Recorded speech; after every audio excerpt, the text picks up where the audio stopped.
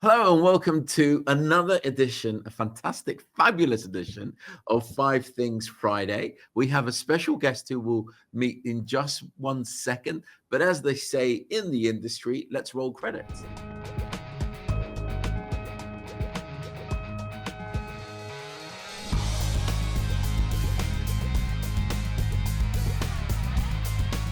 So there is a bop that goes when the credits roll. Everyone finds themselves dancing to it when the credits roll. But anyway, Yuen, you are our wonderful co-host for the show.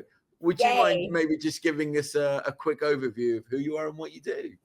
Yeah, so I was I was the former Chief Merchandise and Marketing Officer for the AEON Group Berhad in Malaysia, which means we're a Japanese retailer in Malaysia. And I lead all the merchandising and the marketing for a couple of years, almost 5 now. And now I'm the Managing Director of AEON 360, which is a data co, a new JV company between the two public listed company of AEON here in Malaysia.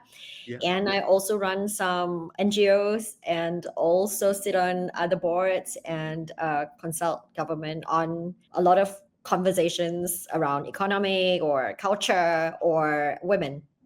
That's fantastic. Well, thank you. Thank you for joining us. I know how pressed you must be for time. Ryf, obviously, people know you, but for those who may be tuning in today for the first time, who are you and what do you do? I'm nobody. Don't worry about me. It's all about Yuen.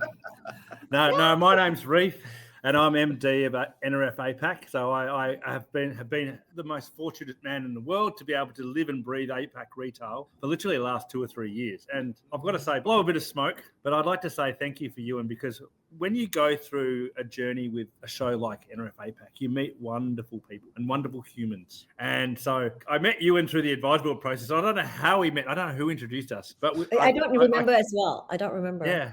But we got on like a house on fire from the start, and I'm so excited. So Yuen's been part of our advisory board process. She has been leading speakers and helping speakers tell stories. She did a great session with Ryan Alphonse Kohler from Alphamart last year. So Yuen's basically a friend now that can never get away from me and stuck with me forever. That's good. So I love being stuck. Love it. And so when I asked her to be involved with this, when she said yes, I was like, my cup is full, everything is good, we're away. That's fantastic. That's brilliant. Yuen, why don't we start with you? What are the top things from a retail perspective? So this couple of weeks, I think we're seeing a little bit more opening in terms of Chinese companies, Chinese retail companies in Malaysia, in Vietnam, in Southeast Asia. And I think it's really quite interesting to see the kind of strategic Chinese push of their products and how they are not just looking at retail front, but they're also looking at production, they're looking at sourcing and supply chain that is different from where they come from. I guess the idea that we are culturally closer to them, we are a little bit more similar in the way we have been living. That's actually quite interesting in how they view us today compared to how it was when they were just really driving manufacturing, just really driving the other kind of industry that has that really requires labor support. So now it is the front end, the storefront, that's coming to us, and not just physically, but online. We're seeing a lot more things like drama in the box on demand in all kinds of strange applications that you can imagine. I am really waiting to see how that is going to pan out, to be honest. Oh, interesting. Okay, so that's story one. What we're going to do? I've completely mess things up because I said Ryf was going to go first, Yuen's going to go second. I was all primed to go, and then that was all good. That's okay. It's okay. I'll tell you what, on the Chinese front, it's been really funny. I thought I heard my name. No, you're right. No, I messed it up. You were right. Yuen, why don't you? But that's okay. Don't worry. This happens all the time, Yuen. This happens all the time. But I want to talk a little bit. But from Yuen's point of view, we talked a little bit about this before. I'd be interested to hear her opinion. What I've been seeing in my observations of Chinese retail and Chinese business coming into the region, they've stopped. Apart from a couple of standouts like Shein and Temu, they've really stopped coming in under their own brands, but investing in local brands and really putting money in behind, Tokopedia in Indonesia or Shopee or Lazada, or there's been investment. So and I think to your point, Yuen, I think it's because once again they're recognizing the closeness of the cultures And for a while, they viewed themselves very separately, but I think they're actually feeling more warmly towards the region.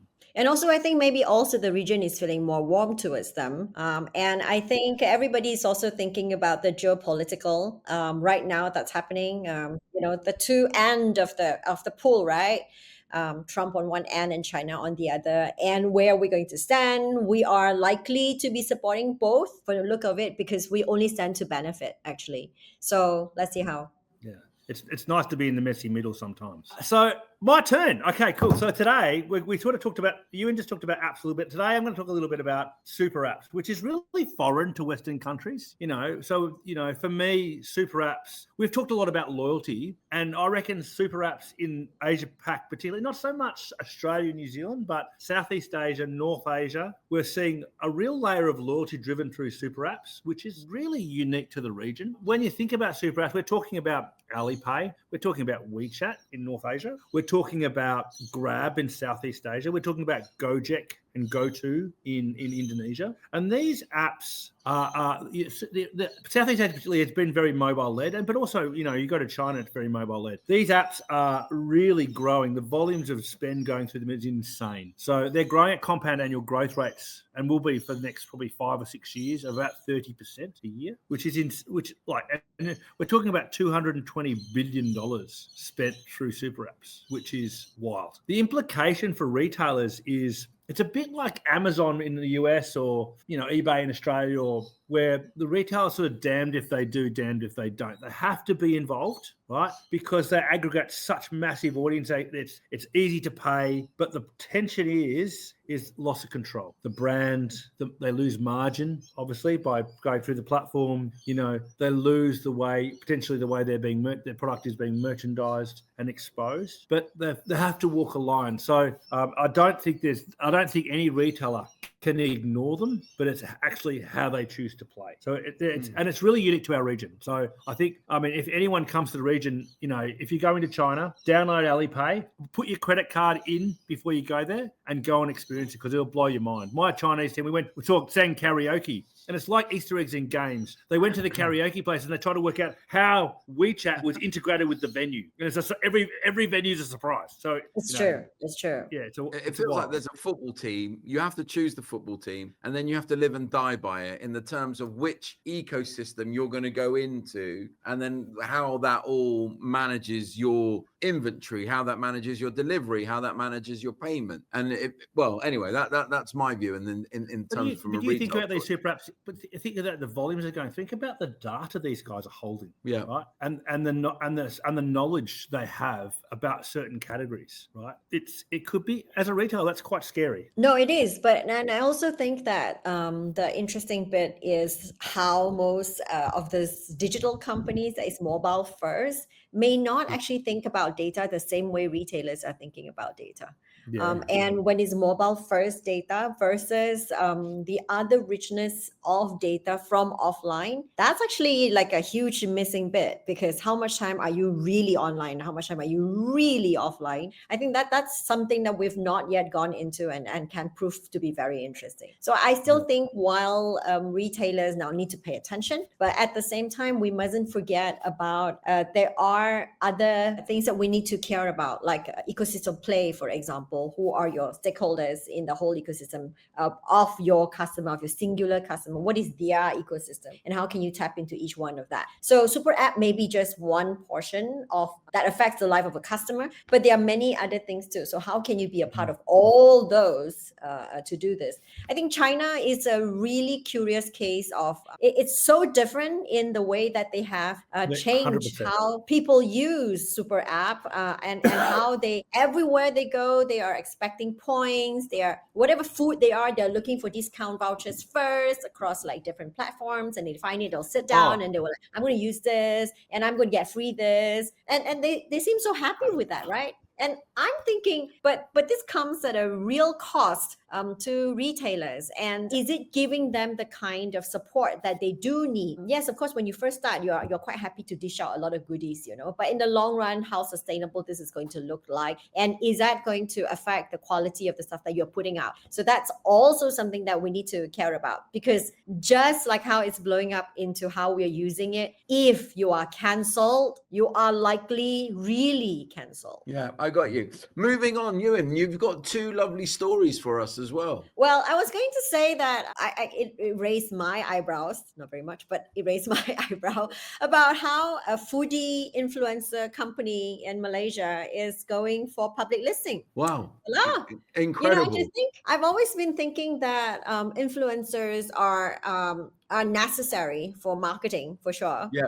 Because they are authentic. They talk about their experiences. They think about content completely differently, and they are really handy for most marketing campaign.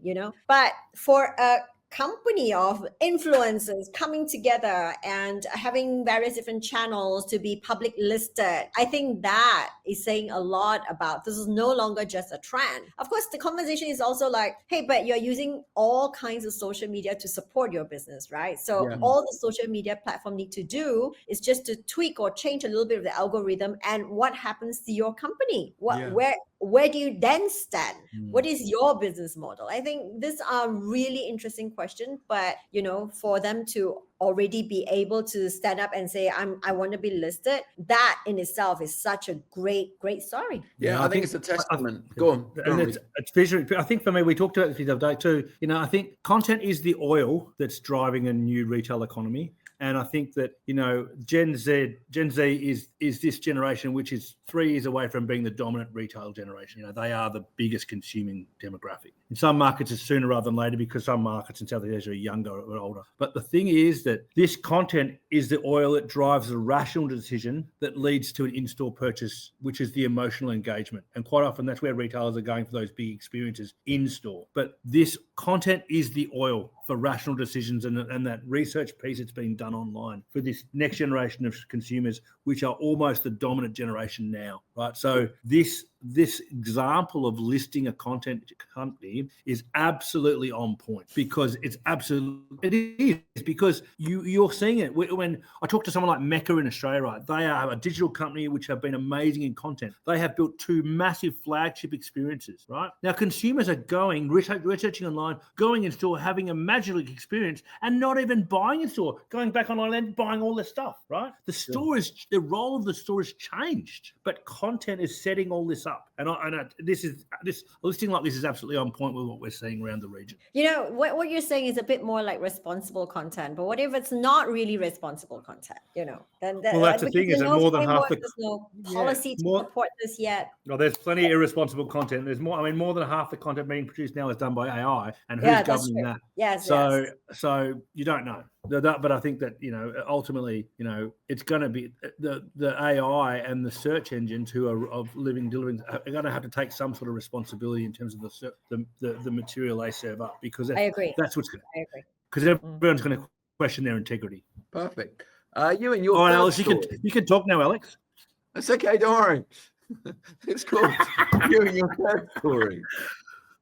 Is it me again, or is it Yuen? Oh, Yuen's going. Is it me? I'm excited. I'm losing count. We've done 3, I think. I've done 1. Yeah, okay, we've done 3, I think. Yes. Yeah, there you go. Please. All right. I'll do my second one today is, and I've been talking. It's not my area of expertise. I'll first to admit that, but I've really got under the hood of it in terms of understanding sourcing and responsible sourcing in this region. Southeast Asia, particularly, we've got 1 really developed market, which is Singapore, and then 5 really other developing markets, I would suggest, at various levels. And all of them are both primary producers and manufacturing bases as well. And what we're seeing now is a real shift in this region and transformation. And that's primarily driven by North American companies and European companies who are being held to a higher standard. And so therefore, manufacturers and primary producers in Southeast Asia, for example, have to be compliant to tick the box to play the game, to be on the supply chain of some of these big international companies. And we're talking supply chain companies like fast retailing and to Marks and Spencers. Yeah, the implication for this is, it's actually there's really positives coming through. So the protection of workers, and the most vulnerable of workers, right? So the people who are either migratory workers, or the poorest of our societies who need protection and need protection through this legislation. To producers, not just manufacturers, because that's probably more protection of workers, but more about primary producers, thinking about the impact, the economic impact in their both local zones, but also the environmental impact and the sustainable things that happen that means that they are operating in a certain way. And so for me, what we're seeing right now is some retailers who are doing some really cool stuff. The one I was going to talk about today was fast retailing out of Japan. And fast retailers has a human rights governance within their organization, which is really neat, So what we're talking about here is at a board level, right? These guys are thinking about responsible supply chains, right, from a human rights perspective. They're thinking about workers' conditions. They're actually holding suppliers and manufacturers to account. So what that means is, indirectly, is there's some transfer of wealth. There's some transfer of conditions that we expect in our daily life that are now being lifted and placed in countries like Vietnam or countries like Philippines or Indonesia, which is pretty special, right? And so I think we've talked about this. What I'm coming around to is we're talking about this great wealth generation. We're having all these people in Asia Pacific or Southeast Asia really join the middle class. A lot of this responsible sourcing, this manufacturers, primary producers, has been driven by the behaviour of companies who are outside the region. And I think that's a really admirable thing that is happening because, there are...